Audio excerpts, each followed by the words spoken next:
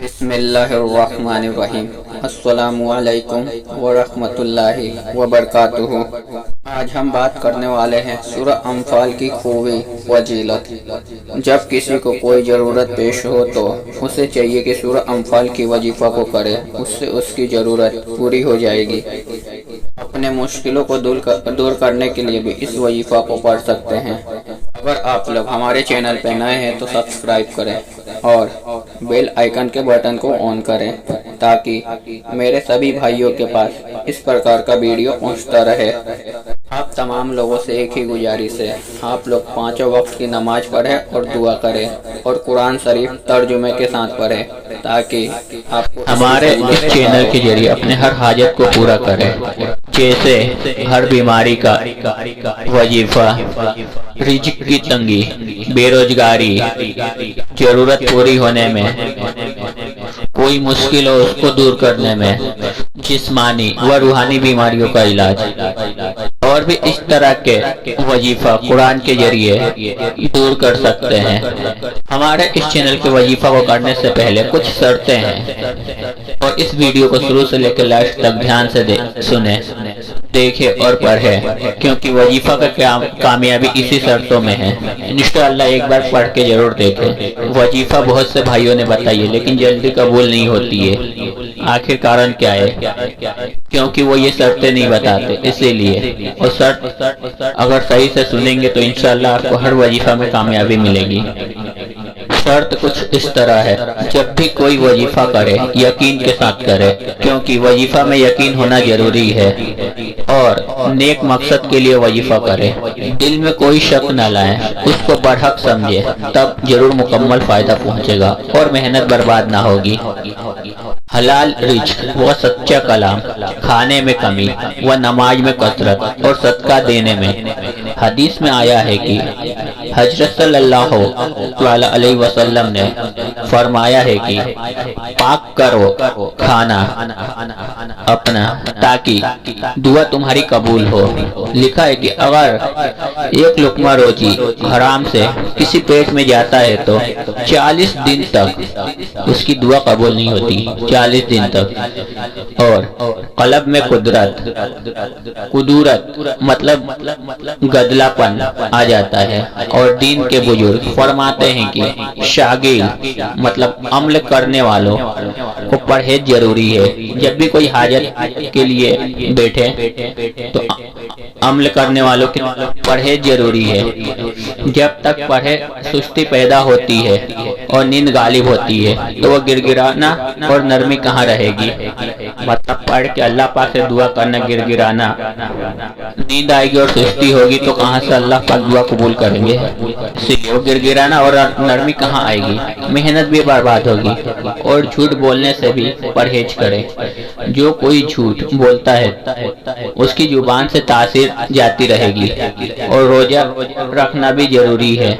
حدیث شریف میں آیا ہے کہ روزے دار کی دعا ٹھکرائی نہیں جاتی۔ کوئی بھی حاجت کے لیے عمل کرنا شروع کرے اس میں صدقہ دینا بہتر ہے، اس لیے کہ محتاجوں کو خوش ہونا اللہ تعالیٰ کی خوشی ہے اور رحمت الہی جوش کرتی ہے، اور صدقہ دینے والا اللہ کا پیارا ہو جاتا ہے، اور ان کے فائدے بڑی بڑی کتابوں میں لکھے ہیں۔ اس مختصر میں تفصیل کی گنجائش نہیں۔ آپ لوگ جب بھی کوئی وظیفہ کرے تو ترک حیوانات مطلب جانوروں کو جلالی و جمالی مکروہات میں، یہ 3 پرکار کے ہوتے ہیں۔ کوئی بھی وظیفہ کرنے کا ارادہ ہو تو اس سے پہلے جلالی و جمالی حیوانات کا چھوڑنا ضروری ہے۔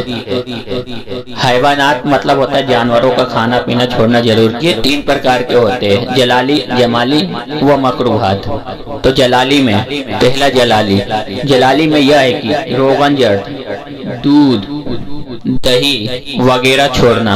जमाली में यह है जैसे गोश्त, मछली व अंडा व शहद व मुश्क व चूना सेब का छोड़ना। और मकरूहात ये है कि जैसे लहसुन व प्याज, गंदना या जो भी चीज बदबूदार हो और डकार भी बदबूदार हो उससे आए, इसलिए कि फरिश्तों को इससे ज्यादा नफरत है।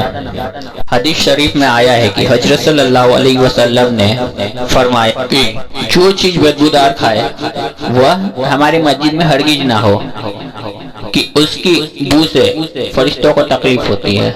जब कोई शख्स वजीफा पढ़ने बैठता है तो मुवक्किल उसके हाजिर होते हैं। अगर मुंह से पढ़ने के वक्त बदबू निकलेगा तो मुवक्किल निहायत परेशान होकर बद्दुआ करेंगे और बजाय फायदा के नुकसान होगा।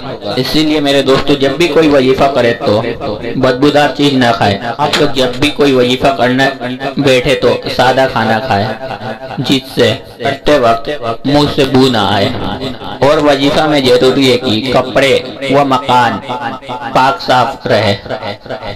जब भी कोई वजीफा करने बैठे तो वजू के बगैर उसके वजीफा का पढ़ना शुरू ना करें और हमेशा ख्याल रखें कि कपड़ा पाक व साफ हो। कपड़े की सफाई अंदरूनी सफाई का पता देती है। और जिस मकान में बैठे निहायत साफ हो और आम आदमी की गुजरने की जगह ना हो, जैसे कि आते जाते लोग की गुजरने की जगह ना हो और खुशबू से महका रहे। और अगर जमीन पर बेबोरिए वगैरह के बैठे तो बेहतर है, इसलिए कि इससे आजिजी साबित होती है और आजिजी अल्लाह को पसंद है। और बैठने की जगह पर अगर तन्हा और तारीख हो तो बेहतर है। दुआओं के कबूल होने में आया है कि नेक दुआ कबूल होने के वक्तों में इन वक्तों में दुआ कबूल होती है, जैसे सुबह के वक्त, हंगाम, तुलू फजर व तुलू आफ्ताब। इन वक्तों में इंशाअल्लाह दुआ जरूर कबूल होती है। ये वक्त बहुत ही पाक है। जब भी कोई वजीफा करने बैठे तो उसे छोड़े नहीं, उसे पढ़ते रहे और यकीन के साथ पढ़ते रहे ताकि अल्लाह पाक आपकी दुआ को कबूल करे और वजीफा में कामयाबी अता करे। जब भी कोई वजीफा करने बैठे तो रुख काबा शरीफ की तरफ हो और नमाज और कुरान शरीफ तो पढ़ते रहे, क्योंकि आज के दौर में मुसलमानों को बहुत सताया जा रहा है। ये हमारी नाकामी है क्योंकि हम मस्जिदों में जाके नमाज नहीं पढ़ते, घर पे कुरान शरीफ नहीं पढ़ते और बोलते कि अल्लाह पाक ने हमारे साथ ऐसा क्यों कर दिया। आप लोग पे जब भी कोई मुश्किल आए या हमारे पे जब भी कोई मुश्किल आए तो हमें चाहिए कि अल्लाह पाक के सामने खड़े होकर नमाज पढ़े और उनसे रो रो के दुआ करे ताकि अल्लाह पाक हमारी परेशानियों को दूर कर दे। ये वजीफा की शर्तें थी। अब वजीफा बताते हैं। सूरह अम्फाल की खूबी। जब कोई जरूरत पेश हो तो 7 बार सूरह अम्फाल को पढ़े। अपनी कोई सी भी जरूरत हो सकती है, उस जरूरत को पूरा करने के लिए सूरह अम्फाल को 7 बार पढ़े, जरूरत पूरी हो जाएगी। और जो कोई नाहक कैद हो जाए, कैद मतलब किसी भी बीमारी में, किसी भी परेशानी में, किसी भी मुसीबत में अगर कैद हो जाए तो 7 बार पढ़े, कैद से रिहा हो जाए। और इसका नक्श मुश्किलों को हल करने के लिए और कुल जरूरतों को पूरी करने के लिए अपने पास रखे। सूरह अम्फाल का एक नक्श है, उसको अपने पास रखने से हर मुश्किल, हर जरूरत पूरी होती है। और अगर कभी आती भी है मुश्किल या जरूरत या कोई परेशानी आती है तो इस नफ्स को अपने पास रखोगे तो हल हो जाएगी।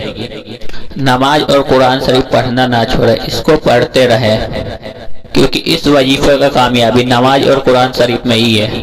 इस दुनिया से कुछ लेके नहीं जाना है सिवाय अपने अमाल के।